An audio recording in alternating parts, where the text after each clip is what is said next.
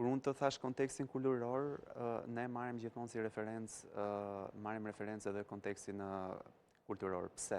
Sepse detyrimisht vim nga familje tradicionale, ku jemi rritur në familje më të mëdhaja, edhe me fëmijë dhe shpesh herë, të paktën në kulturën tonë është gjithmonë që njëri nga fëmijët qëndron me prindërit.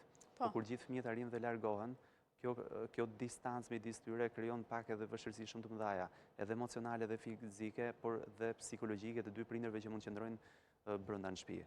Sepse shpesh fëmijët janë, po them unë, dimësi e të parë ose mburoja e parë për të sqaruar, por dhe për të reflektuar çdo lloj konflikti që mund të kenë edhe dy prindërit. Se bëhet fjalë për një moshë 75 vjeçare që normalisht me rritjen e moshës rritën edhe 80 i ndjeri pra bashkëshorti. 80 dhe 75, pra bëhet fjalë për mosha shumë të maturuara, pra mosha, po themi, të treta, të cilët me rritjen e moshës, pra përveç këtyre problemeve fizike, nuk anashkalon dhe problemet psikologjike apo psikiatrike që mund të kenë patur.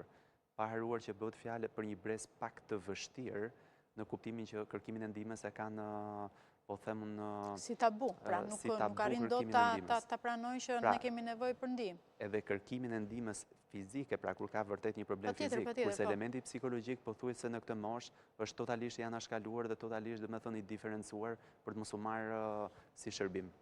Sa ndikojnë faktorët, edhe pse ti e ceke pak, pra izolimi social, problemet shëndetësore, vetmia në përshkallëzimin e konflikteve, sidomos kur bëhet fjalë mbi gjitha edhe tek çifti dhe tek rasti konkret.